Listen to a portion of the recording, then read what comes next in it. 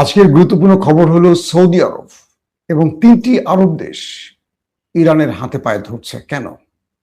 পাশাপাশি আমেরিকা এবার বন্ধু বানাতে চায় চিরশত্রু চীনকে।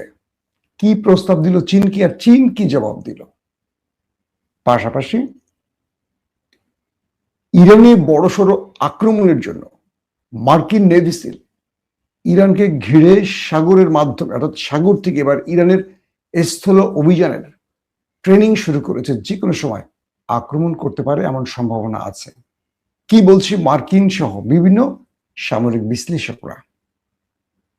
আর ইরান এবার আরবের বিরুদ্ধে জাতিসংঘে কি নালিশ করলো, এতে করে আরবরা কি বিপদে পড়তে পারে?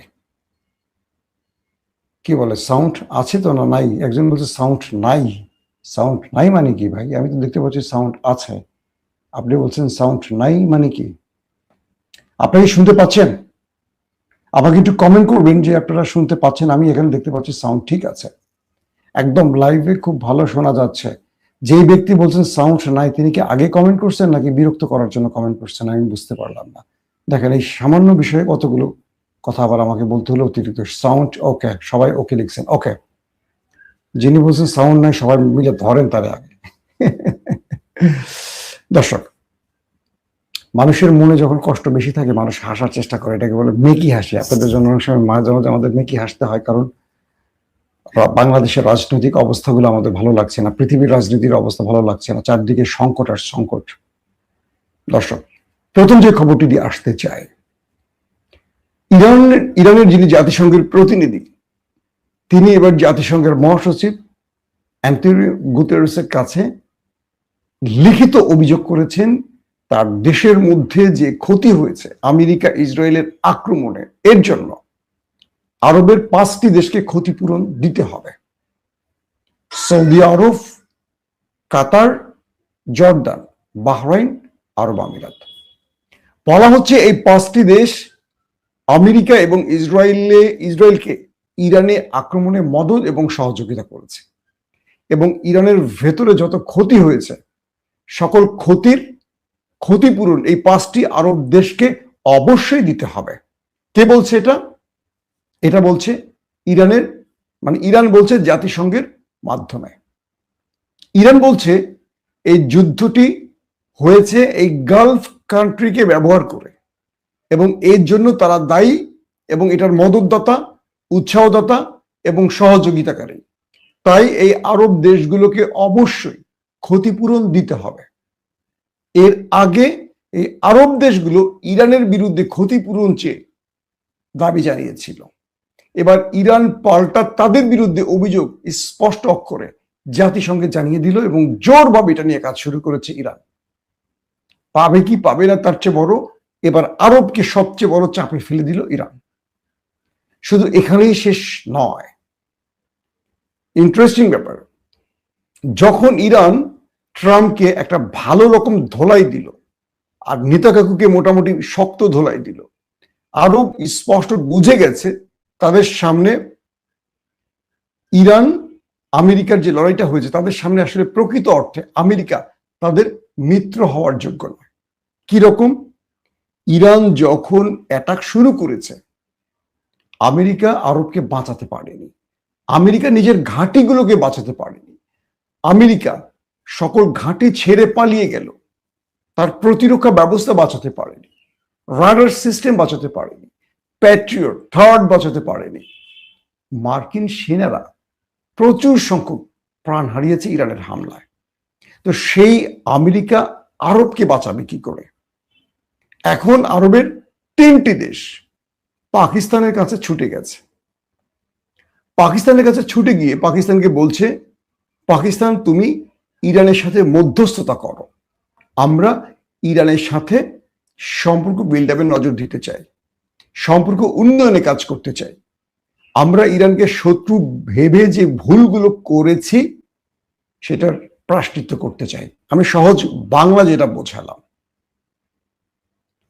গত সোমবার সৌদি আরবের পররাষ্ট্রমন্ত্রী, ইরানের যিনি পররাষ্ট্রমন্ত্রী আব্বাস আরাকচির সাথে কথা বলেছেন টেলিফোনে, এবং আরবের নেতৃত্বে আরো দুটো দেশ, মোট 3টি দেশ পাকিস্তানকে বলছে ইরানের সাথে তারা মধ্যস্থতা করতে চায় এবং আগামী দিনে তারা মধ্যপ্রাচ্যে শান্তি প্রতিষ্ঠায় একসাথে কাজ করতে চায়। বিষয়টা কি দাঁড়ালো তাহলে? আরব বা নিউ ইয়র্ক টাইমস, তারপর আরো বেশ কিছু গণমাধ্যম, মার্কিন গণমাধ্যম বলছিল আমেরিকাকে ইরানের বিরুদ্ধে এই যুদ্ধে নেপথ্য থেকে আরব আমিরাত এবং সৌদি আরব মদদ দিয়েছে। এই ব্যাপারে সৌদি পরবর্তী প্রতিবাদ জানিয়েছে, কিন্তু শক্ত প্রতিবাদ নয়, আমেরিকার প্রতিবাদ এরা করতে পারে না। এবার তারা বলছে ইরান কিন্তু 5টি দেশের নামে নালিশ জানিয়েছে যে এদের মদদে। এরপর 3টি আরব দেশ পাকিস্তানের কাছে ছুটে গিয়ে বলছে যে তোমরা আমাদের মধ্যস্থতা করে দাও, যাতে করে আমরা ইরানের সাথে সম্পর্ক বৃদ্ধিতে নজর দিতে পারি এবং এই অঞ্চলে শান্তি প্রতিষ্ঠায় আমরা একসাথে কাজ করতে চাই। ইরানও এটাকে সায় দিয়েছে। ইরান বলছে যদি তোমরা এটা চাও আমরা তোমাদের পাশে আছি, আমরা মুসলিম দেশগুলো আমরা ঐক্যবদ্ধ থাকতে চাই, আমরা নিজেদের মধ্যে শত্রুতা বজায় রাখতে চাই না, আমরা অভিন্ন থাকতে চাই না, আমরা অভিন্ন থাকতে চাই, ভিন্ন হতে চাই না। এখন দেখার পালা যে আরব আর কোন বিশ্বাসঘাতকতা করে কিনা। 3 নম্বর খবর, মার্কিন প্রেসিডেন্ট ডোনাল্ড ট্রাম্প তিনি ইরানকে চারদিক থেকে ঘিরে ফেলে বা হরমুজকে ঘিরে একটা অবরোধ তৈরি করেছিলেন। এই অবরোধকে তোয়াক্কা করেনি অনেক জাহাজ, এর মধ্যে অন্যতম চীন। মূলত চীনকে ঘেরাও করার জন্যই হরমুজে এসেছিল আমেরিকা। পাকিস্তানের জাহাজও এখান থেকে বেরিয়ে গেছে, আটকায় রাখতে পারে নাই।